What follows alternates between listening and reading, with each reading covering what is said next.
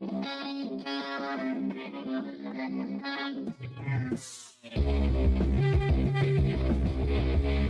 is up, Dallas Cowboys fans? Good morning to you. Happy Monday morning. Welcome into the Dallas Cowboys Daily Blitz podcast. I am IndyCarTim. It's FanStreamSports.com. It is Monday. Let's get our blood pressure up the responsible way with lots of caffeine, maybe some Dallas Cowboys coaching rumors, possibly.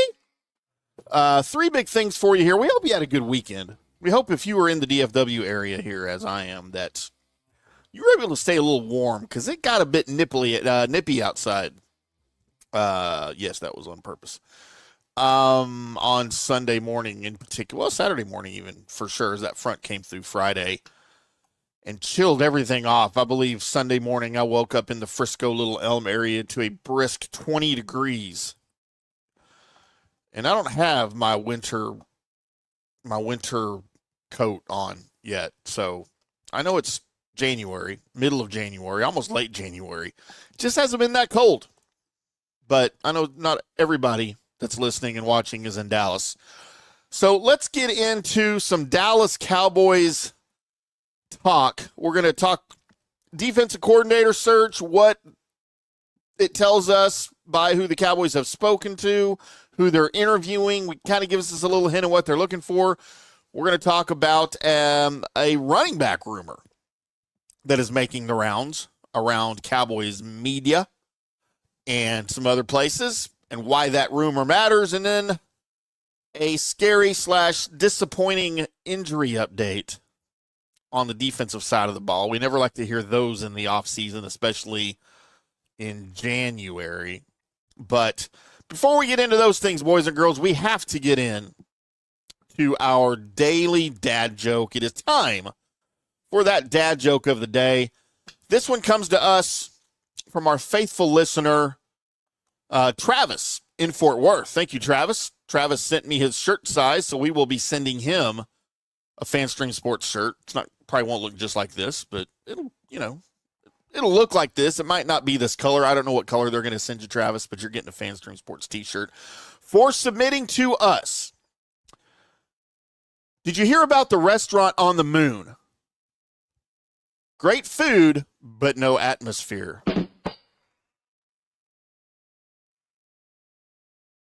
Thank you, Travis. If you would like to submit your dad joke to be used, make sure you send it to info@fanstreamsports.com. We will send you out a t-shirt if you leave us your name and address and your shirt size. We will get that out to you. If you fail to leave us your shirt size, then we'll just make something up and send it to you, and we'll all cross our fingers that it fits. So don't forget to do that. Those of you that I promised hats to, I think there's one person left on the list that didn't get a hat. I'm trying to get that out to you thusly, and you know who you are. Everybody else should have them, or get them very, very soon. So let's talk some Dallas Cowboys this morning, shall we? Because the Dallas Cowboys are interviewing everybody for their defensive coordinator position, and I believe that's a good thing, as they're casting a wide net. And that's not just me saying that.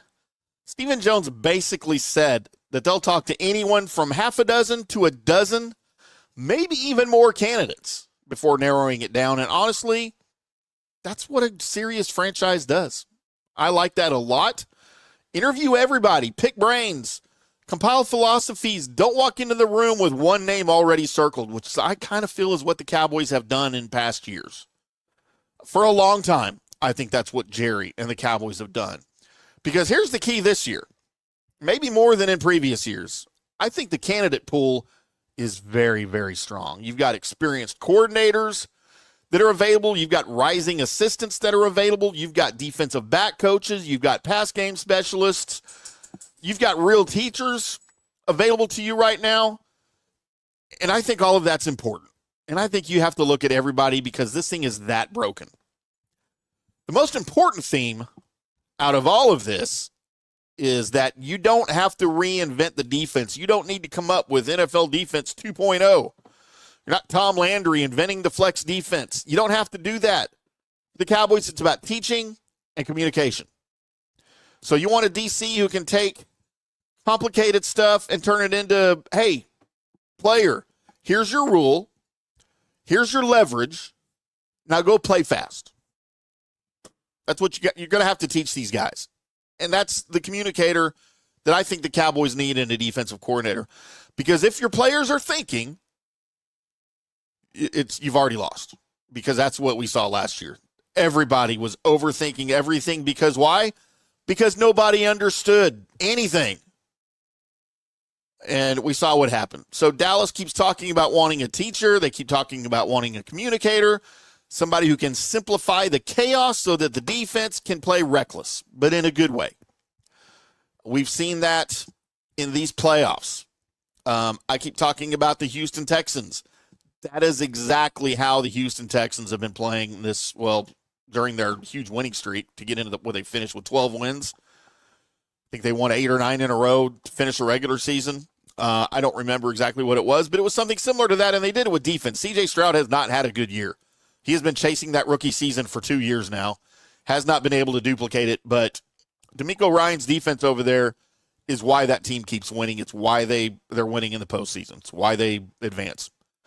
So, you know, as far as the defense coordinator goes, out of everybody they've interviewed, and it has been a ton of people, there are some that I like, some that I don't like. I don't want to get into names today. But look, age-wise, I don't care how old you are. If you could be the next young buck or you could be older than Methuselah, I don't care. Can you coach? Can you communicate? And can you call a defense? That is really all I care about. That is the entire job description that the Cowboys have open right now. And also, this matters. These interviews aren't always just about one hire. Think about that. You talk to enough defensive minds in this cycle, you can find a future position coach, a defensive consultant, a pipeline guy. So you're not just necessarily talking to guys that you deem as appropriate defensive coordinator hires right now. You might be interviewing guys for other position groups that you can make recommendations to that guy, or maybe you look at guys in the future. Building a pipeline is never a bad idea in the coaching ranks for an organization, especially when you're talking to these young guys. Sometimes you can make a great impression, and that impression might steer him towards your organization down the road, if not this year. So I don't hate any of this. Now, or as a official would say, ding, item.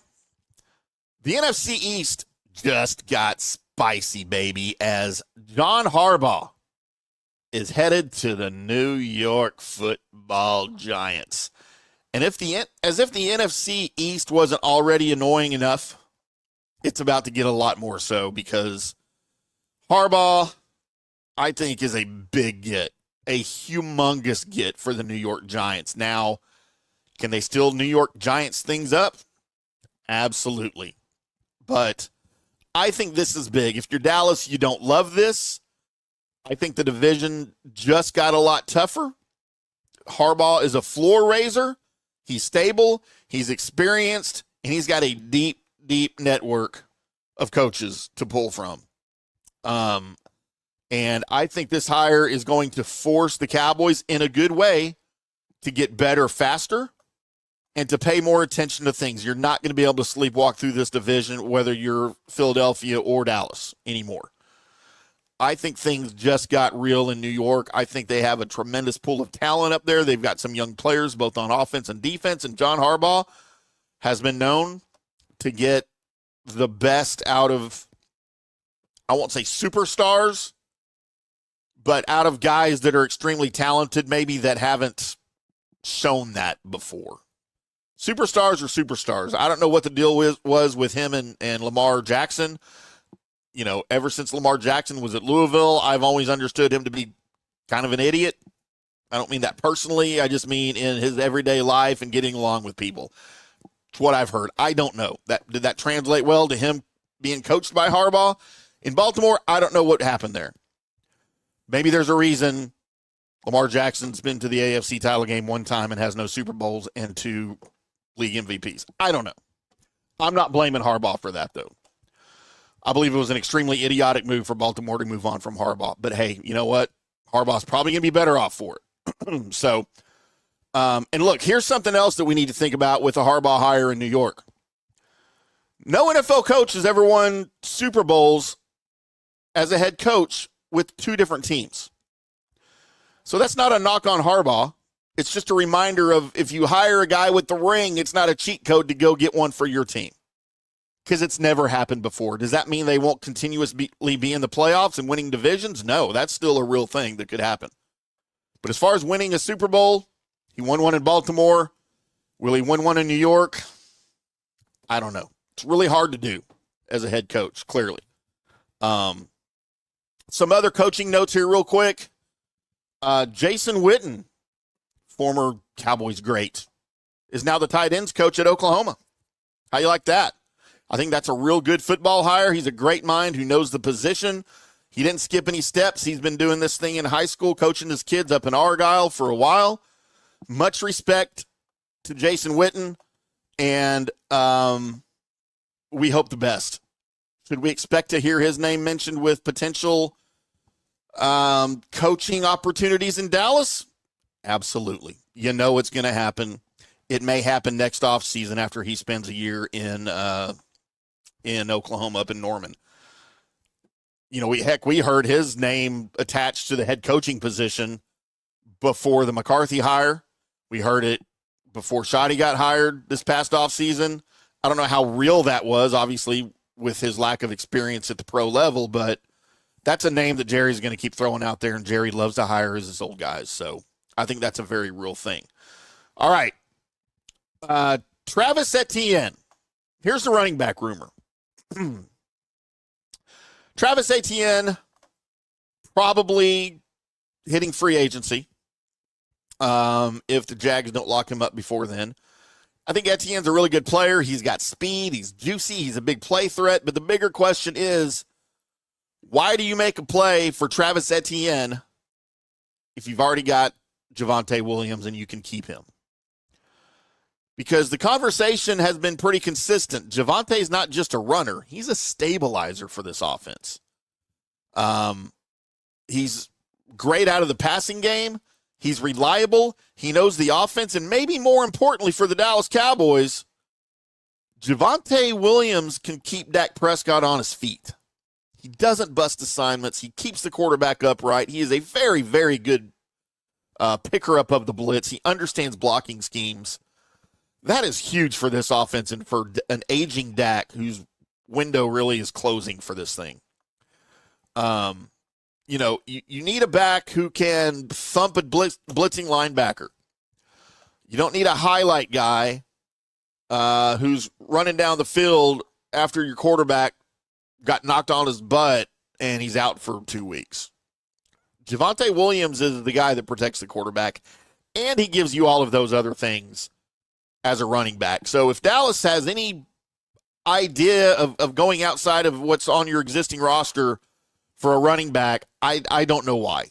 Unless there's just, you know, conversations they've had with him where he just says for whatever reason he doesn't want to come back. I haven't heard any of that. I don't know that any of us would hear any of that before, you know, free agency hit, but that's how I feel about that. I got nothing against Travis Etienne. I think he's a great guy, great runner. I wouldn't mind having him here if Javonte Williams doesn't come back. But if I'm the Cowboys, my first priority is keeping Javonte Williams.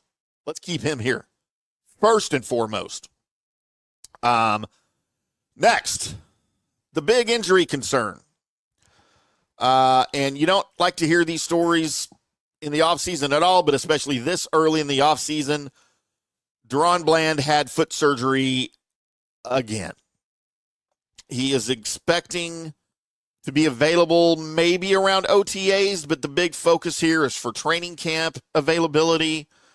And, man, I tell you what, just me personally, I think number one, foot injuries for anybody that plays pro football are terrifying, but especially for defensive backs because those guys are constantly backpedaling, planting, driving, tackling at weird angles.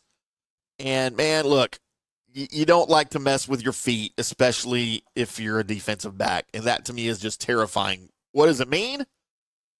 Well, it probably reinforces why Dallas is interviewing so many secondary and defensive pass game coaches. They know the back end needs help. And if Bland isn't 100% or his availability for next season becomes questionable, the Cowboys can't hope their way through that. Kind of like I feel like they did last year. And it also loops into the draft reality. All those conversations we're going to have in the coming weeks. If Dallas doesn't have a second or third round pick, which they don't right now, that means 12 and 20 in the first round. You have got to hit big time on both of those. There is zero wiggle room for Jerry and Will and the boys. So you might see strategy like this being presented by the Cowboys. You might beef up the front end with draft picks, then maybe patch the secondary with a veteran corner, maybe two, and then let coaching and pass rush cover some of those sins on the back end. That's kind of where we are, I feel like. This DaRon Bland injury thing could utterly screw the Cowboys. And we all love DaRon Bland. I hope he gets things worked out, and let's just hope, cross our fingers, knock on wood, that that's not going to be an issue next season. So, there you go, boys and girls. The Monday snapshot for everybody. The DC search is wide and serious. All of those are good things. Harbaugh to the Giants makes the division a little bit tougher. No more off weeks in the NFC East. The Travis Etienne rumor is extremely interesting, but I still feel like Javonte Williams is the better fit. The huge red flag so far as of January 19th, DaRon Bland foot surgery and how it's going to affect the Cowboys' strategy going into the draft in Pittsburgh this year. I would love to hear your comments either on social media at IndyCarTim, or if you're watching the video on FanStreamSports.com's YouTube channel or the Fish Report YouTube channel. Do you want a veteran DC who's called defenses before, or would you rather have a young teacher with fresh ideas? And are you re-signing Javonte Williams or making a play towards someone like Travis Etienne or someone else that we know is going to be on the open market? You guys let me know, because without me, there's no you. Oh, wait, it's the other way around. Without you, there's no me. Promise I haven't been drinking anything in my coffee yet this morning. That's going to do it for today's show. We will be back 7 a.m. tomorrow morning right here on FanStream Sports with the Dallas Cowboys Daily Blitz podcast. I'm IndyCarTim. Until then, boys and girls, we'll see you.